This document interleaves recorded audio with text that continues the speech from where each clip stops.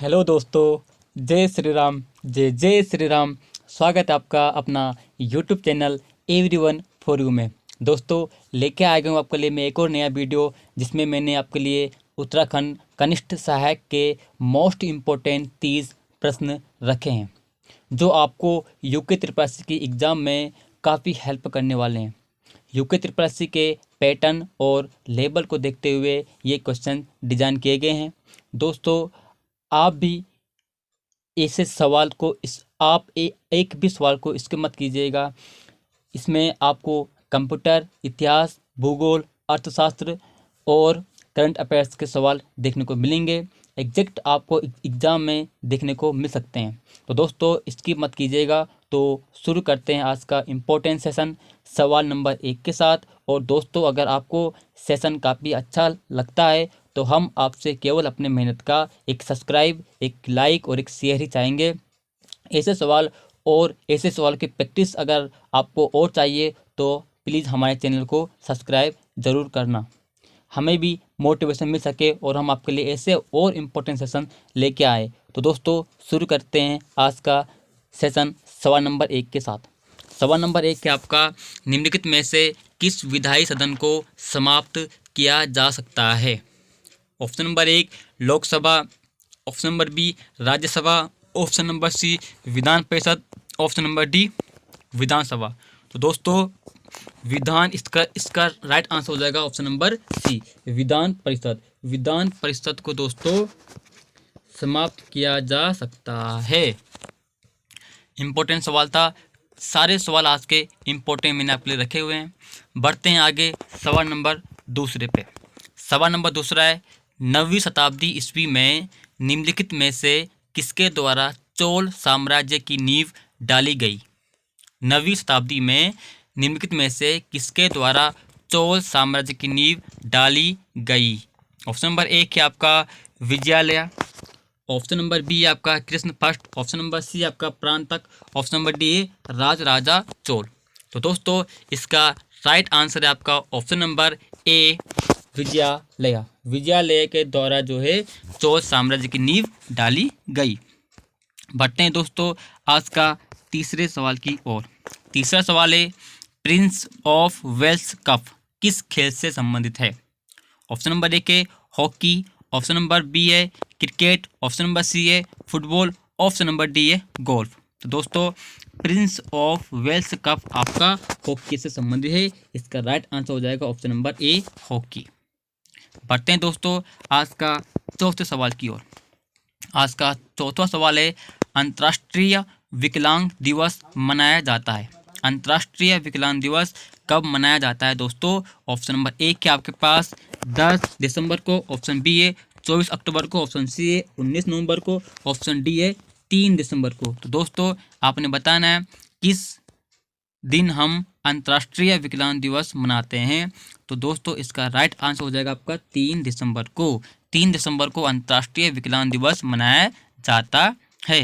10 दिसंबर की बात करें दोस्तों, तो 10 दिसंबर को हम अंतर्राष्ट्रीय मानवाधिकार दिवस मनाते हैं। 10 दिसंबर को अंतर्राष्ट्रीय मानवाधिकार दिवस मनाते हैं और 24 अक्टूबर को हम संयुक्त राष्ट्र स्थापना दिवस के रूप में मनाते हैं।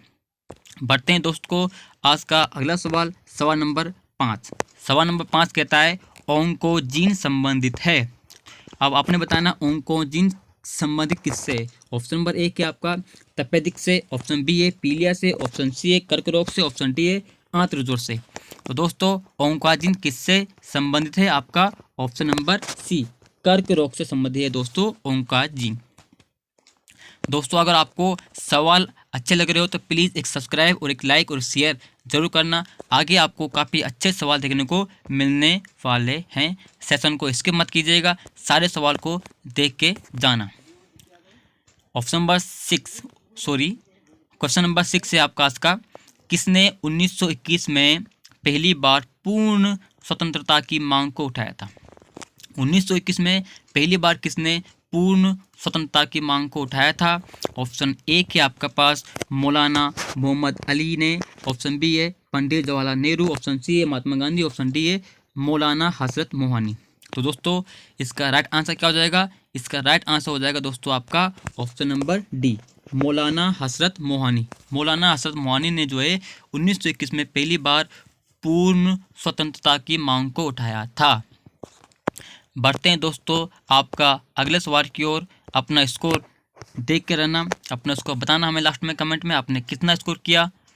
बढ़ते हैं आपका आज का अगले सवाल नंबर 7 पे। सवाल नंबर 7, निम्नलिखित में से कौन सा एक युग्म सम्मिलित नहीं है। आपने बताने इनमें से कौन सा एक युग्म सम्मिलित नहीं है। 3 सही होंगे और 1 गलत होगा। रिंग फेंस की नीति, ऑप्शन ए है आपका रिंग फेंस की नीति वारेन हेस्टिंग्स। ऑप्शन बी है ठगी का दमन विलियम बेंटिंग। ऑप्शन सी आपका vernacular press act Lord Curzon. Option D आपका इल्बर्ट बिल रिपन। दोस्तों आपने बताना इनमें से कौन सा कथन सही नहीं है। दोस्तों रिंग फेंस की नीति की बात की जाए तो दोस्तों ये वारेन हेस्टिंग्स से ही संबंधित है। ये आपका वारेन हेस्टिंग्स से संबंधित है। ठगी का दमन ये विलियम बेंटिंग से संबंधित है। सही है। ऑप्शन सी है आपका vernacular press act. Vernacular press act जो है दोस्तों ये आपका लॉर्ड कर्जन से संबंधित नहीं है। वर्नाक्यूलर प्रेस एक्ट आपका लॉर्ड लिटन से संबंधित है। इसने ये वर्नाक्यूलर प्रेस एक्ट जो है लॉर्ड लिटन के समय जारी किया गया था। इल्बर्ट बिल आपका रिपन से सही है। तो दोस्तों इसका आंसर हो जाएगा आपका option number 3 vernacular press act, ये लॉर्ड लिटन के समय किया गया था। बढ़ते हैं दोस्तों आपका अगले सवाल, सवाल नंबर 8। सवाल नंबर 8 कहता है भारत के राष्ट्रपति के महाभियोग की प्रक्रिया है। दोस्तों भारत के राष्ट्रपति को महाभियोग करने के लिए क्या किया जाता है बोलो। ऑप्शन नंबर 1 है न्यायिक प्रक्रिया। ऑप्शन बी है अर्ध न्यायिक प्रक्रिया।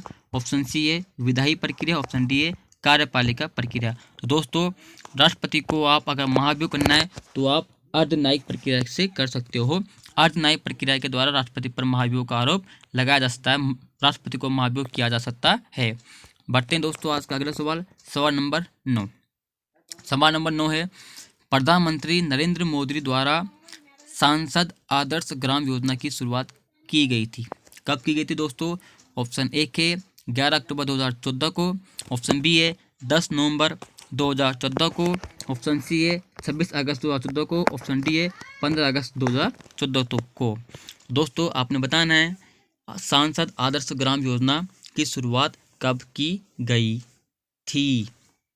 तो दोस्तों इसका राइट आंसर है आपका 11 अक्टूबर 2014 को। 11 अक्टूबर 2014 को इसकी शुरुआत की गई थी। बढ़ते दोस्तों आप आज का अगला सवाल, सवाल नंबर 10। सवाल नंबर 10 है आपका 90 ईस्ट रिज कहाँ पर स्थित है। 90 ईस्ट रिज कहाँ पर स्थित है दोस्तों। ऑप्शन ए प्रशांत महासागर। ऑप्शन बी हिंद महासागर। ऑप्शन सी अंड महासागर। ऑप्शन डी आर्कटिक महासागर। तो दोस्तों 90 ईस्ट की बात की जाए तो 90 ईस्ट आपका हिंद महासागर में स्थित है। बढ़ते हैं दोस्तों आज का अगला सवाल, सवाल नंबर 11। सवाल नंबर 11 कहता है अशोक मेहता समिति ने निम्न की सिफारिश की। किस स्तरीय सरकार की सिफारिश की थी अशोक मेहता समिति ने। तो दोस्तों ऑप्शन ए के आपका पंचायती राज की त्रिस्तरीय सरकार, पंचायती राज की द्विस्तरीय सरकार, पंचायती राज की एकल स्तरीय सरकार या पंचायती राज की बहुस्तरीय सरकार। दोस्तों इसका राइट आंसर है आपका ऑप्शन नंबर बी पंचायती राज की द्विस्तरीय सरकार। अगर बात की जाए बलवंत राय मेहता समिति, तो दोस्तों बलवंत राय मेहता समिति ये आपकी पंचायती राज की त्रिस्तरीय सरकार से संबंधित है। बढ़ते दोस्तों आज का अगला सवाल, सवाल नंबर 12। सवाल नंबर 12 पौधे जो नमक युक्त मिट्टी में उगते हैं उन्हें क्या कहा जाता है। दोस्तों पौधे जो नमक युक्त मिट्टी में उगते हैं उन्हें क्या कहा जाता है। ऑप्शन ए का आपका जीरोफाइट। ऑप्शन बी आपका हाइड्रोफाइट। ऑप्शन सी आपका हेलोफाइट। ऑप्शन डी आपका सक्यूलेंट। दोस्तों जो पौधे नमक में उगते हैं उन्हें बोलते हैं हम halophyte. Option number C right answer halophyte. बढ़ते हैं दोस्तों आज का अगला सवाल, सवाल नंबर 13। सवाल नंबर 13 कहता है निम्नलिखित में से कौन सा प्रोटोकॉल ईमेल संप्रेषण में उपयोग किया जाता है। दोस्तों ईमेल संप्रेषण में कौन सा प्रोटोकॉल को आप यूज़ करते हो। एक है आपका SMTP, दूसरा आपका IMAP, तीसरा है FTP।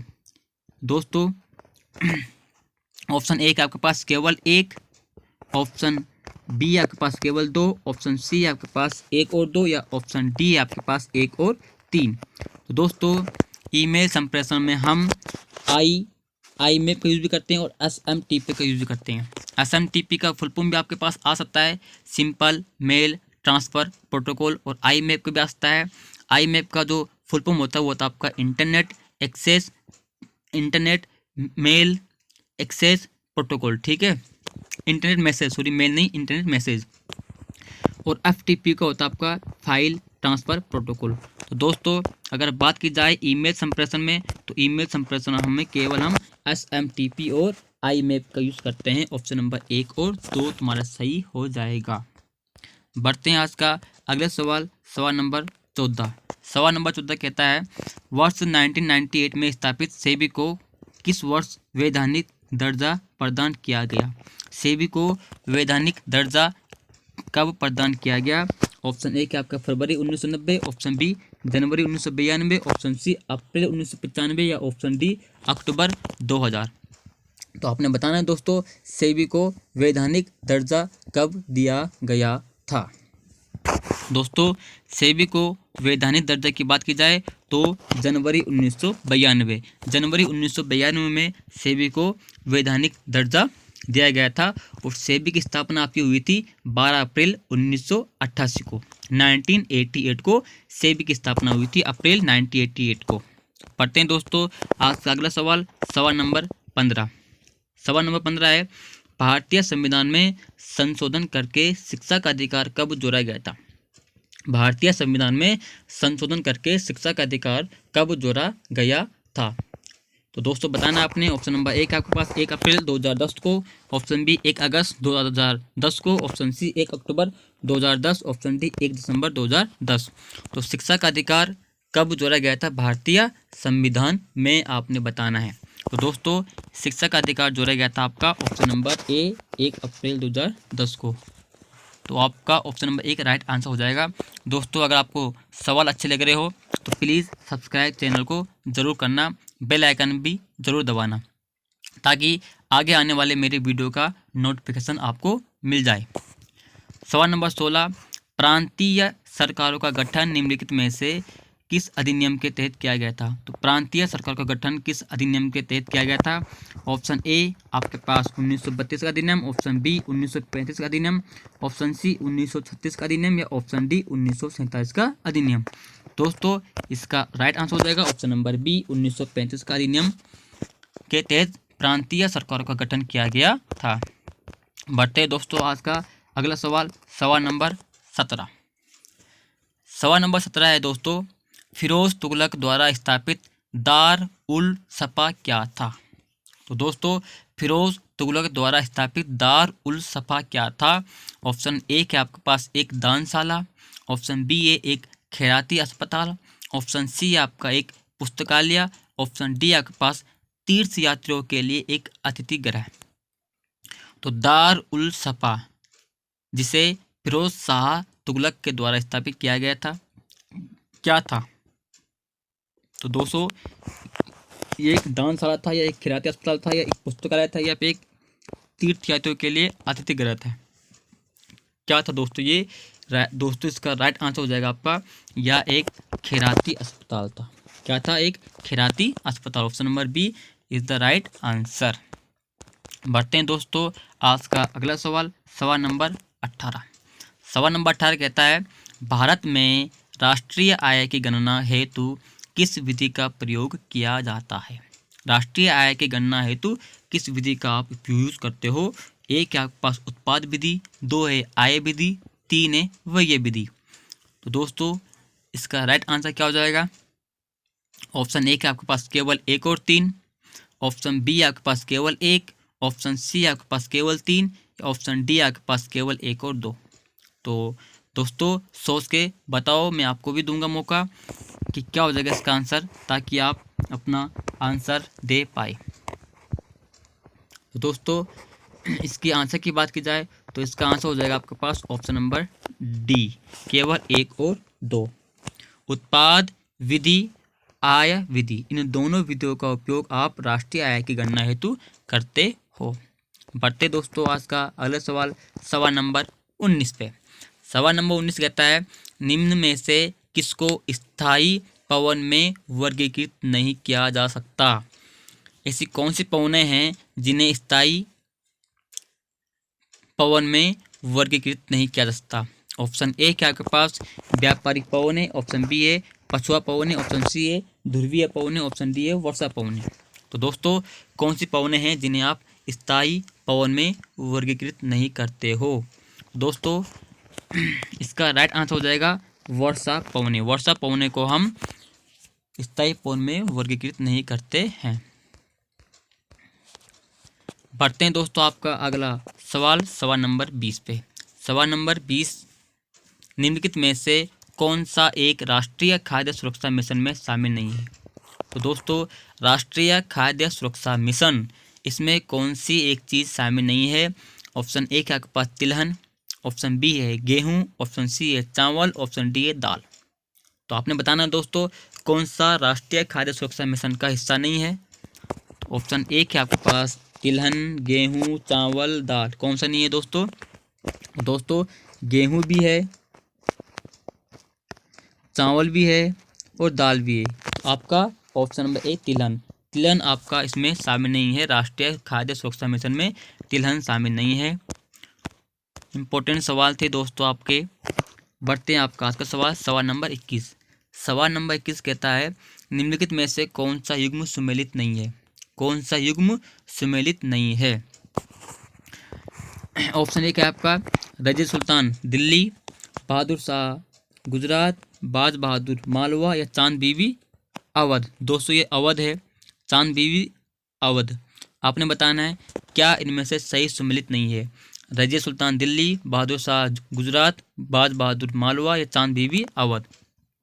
दोस्तों अगर बात की जाए रज़िया सुल्तान की तो ये दिल्ली की सुल्तान रही थी।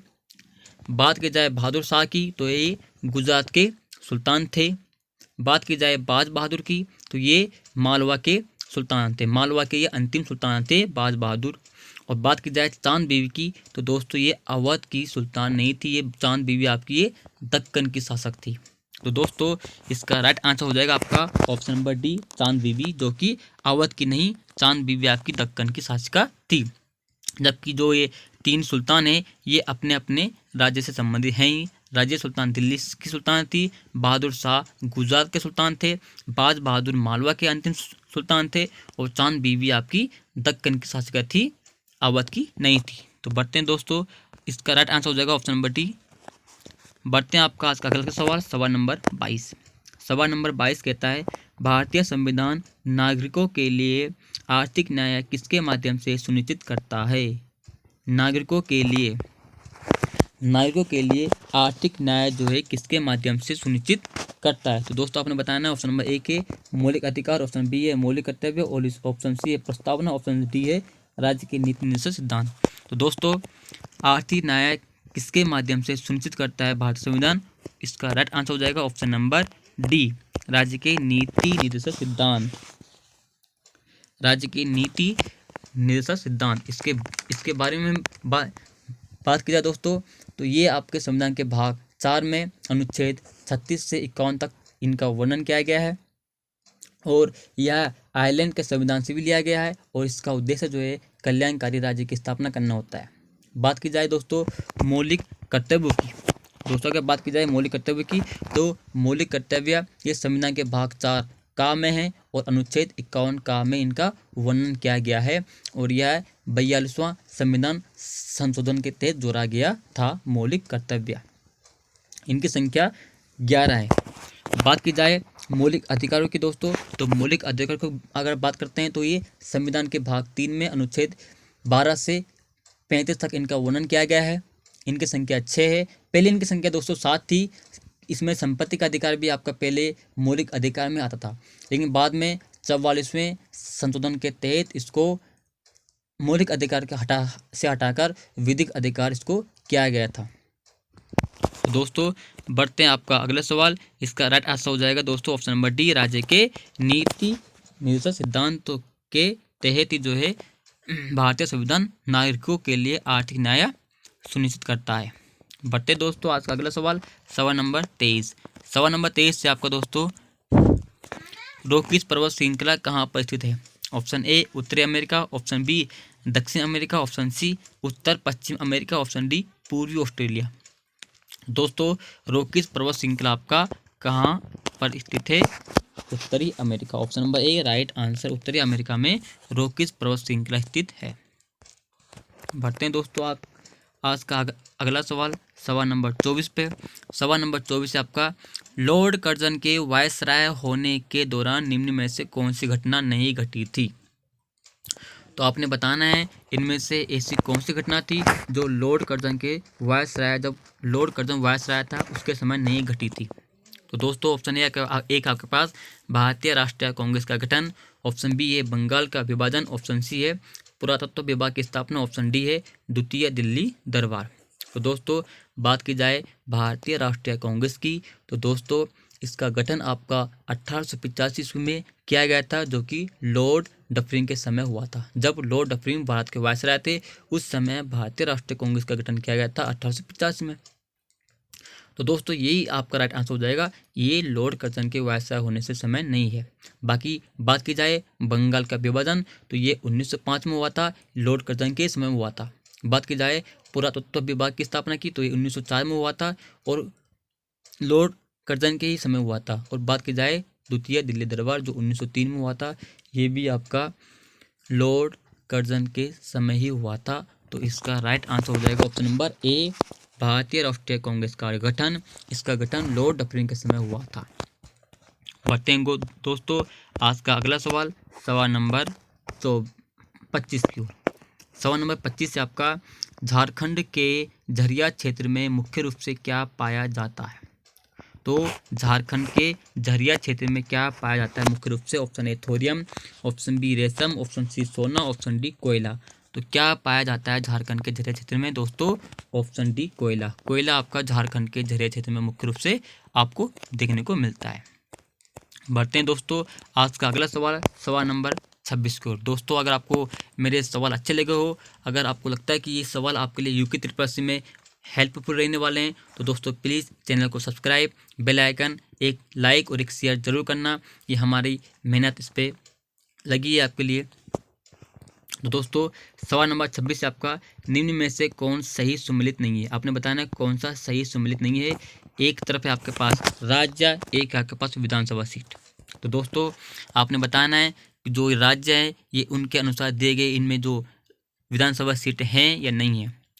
ऑप्शन नंबर एक आपके पास अरुणाचल प्रदेश, जिसमें विधानसभा सीट 7 दिए गए हैं। छत्तीसगढ़, जिसमें विधानसभा सीट 90 दिए गए हैं। ऑप्शन सी गुजरात, जिसमें विधानसभा सीट 185 दिए गए हैं। ऑप्शन डी आपके पास हिमाचल प्रदेश, जिसमें विधानसभा सीट आपको 68 दिए गए हैं। दोस्तों अरुणाचल प्रदेश, बात की जाए अरुणाचल प्रदेश की, तो दोस्तों यहाँ पे आपकी जो सीटों की संख्या है वो दोस्तों आपकी 60 है। 60 आपकी अरुणाचल प्रदेश में विधानसभा की सीटें हैं। बात की जाए छत्तीसगढ़ की, तो यहाँ 90 सीटें हैं। बात की जाए गुजरात की, तो यहाँ 185 सीटें नहीं हैं, यहाँ आपके 182 सीटें हैं। गुजरात में आपके 182 सीटें हैं, विधानसभा सीटें 182 हैं। जबकि बात की जाए आपकी हिमाचल प्रदेश, तो वहाँ 68 सीटें हैं। तो दोस्तों इसका राइट आंसर हो जाएगा आपका गुजरात। गुजरात में 182 विधानसभा सीटें हैं, ना कि 185। दोस्तों इस टाइप के सवाल आपको यूके ट्रिपल पूछ सकता है। बढ़ते हैं दोस्तों आपका आज का अगला सवाल, सवाल नंबर 27 की ओर। सवाल नंबर 27 कहता है, यहाँ से मैंने करंट अफेयर्स के क्वेश्चन आपके लिए शुरू किए हैं। 4 सवाल करंट अफेयर्स के हैं। 19वां G20 नेताओं का शिखर सम्मेलन कहाँ आयोजित किया गया?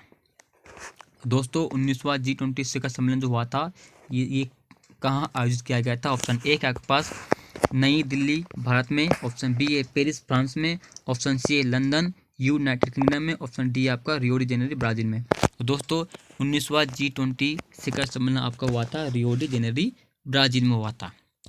इंपॉर्टेंट सवाल था दोस्तों, करंट अफेयर्स का था, ध्यान रखना इस चीज़ को आ सकता है। बढ़ते हैं आपका आज का अगला सवाल, सवाल नंबर 28 की ओर। सवाल नंबर 28 कहता है, 4 से 10 अक्टूबर तक मनाए जाने वाले विश्व अंतरिक्ष सप्ताह 2024 का विषय क्या था? तो दोस्तों विश्व अंतरिक्ष सप्ताह 2024 जो मनाया गया था उसका विषय क्या था, उसकी थीम क्या थी। ऑप्शन ए क्या आपके पास अंतरिक्ष और जलवायु परिवर्तन, ऑप्शन बी है अंतरिक्ष और स्थिरता, ऑप्शन बी है अंतरिक्ष में महिलाएं, ऑप्शन डी है चंद्रमा तारों तक का द्वार। तो दोस्तों आपने बताना है कौन सा अंतरिक्ष सप्ताह 2024 का विषय था, थीम थी। दोस्तों इसका थीम था ऑप्शन नंबर ए अंतरिक्ष और जलवायु परिवर्तन, option number A right answer. बढ़ते हैं आपका आज का अगला सवाल, सवाल नंबर 29। सवाल नंबर 29 कहता है वैश्विक प्रकृति संरक्षण सूचकांक 2024 में भारत को कौन सा स्थान दिया गया था। दोस्तों वैश्विक को सही कर लेने, यहाँ पे एक और मात्रा के ऊपर वैश्विक प्रकृति संरक्षण सूचकांक 2024 में भारत को कौन सा स्थान दिया गया था। ऑप्शन ए का आपके पास 150, ऑप्शन बी 170वां, ऑप्शन सी 163वां, ऑप्शन डी 160वां। तो दोस्तों इसमें कुल 180 देशों ने भाग लिया था और 180 देशों के आधार पर जो है इसमें रैंकिंग दी गई थी और इसमें जो भारत को जो रैंक दिया गया था वो दिया गया था आपका 160वां, यानी option number D is the right answer. 160वां रैंक है भारत का वैश्विक प्रकृति संरक्षण सूचकांक में 2024। बढ़ते हैं दोस्तों आज का अगला सवाल, सवाल नंबर 30 और आज का आखिरी सवाल, निम्न में से कौन सा देश क्वाड शिखर सम्मेलन 2025 की मेजबानी करेगा। तो इम्पोर्टेंट सवाल है दोस्तों, 2025 क्वाड शिखर सम्मेलन 2025 की मेजबानी करेगा कौन सा देश है जो क्वाड शिखर सम्मेलन की मेजबानी करेगा। ऑप्शन ए क्या है भारत, ऑप्शन बी है ऑस्ट्रेलिया, ऑप्शन सी है जापान, ऑप्शन डी है यूएसए। तो दोस्तों इसका राइट आंसर हो जाएगा option number A Bharat.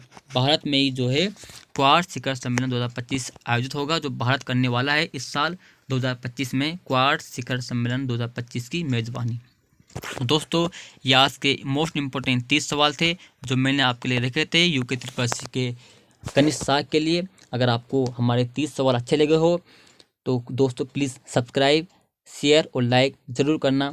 Thank you दोस्तों, मिलते हैं आपको अगले वीडियो में। अगर आपको ऐसे वीडियो चाहिए, ऐसे प्रैक्टिस सेट आपको चाहिए तो हमारे चैनल को सब्सक्राइब जरूर करिए, बेल आइकन जरूर दबाइए ताकि आपको हमारी वीडियो का नोटिफिकेशन मिल जाए। तो दोस्तों मिलते हैं आपको अगले वीडियो में, तब तक के लिए जय श्री राम, जय जय श्री राम।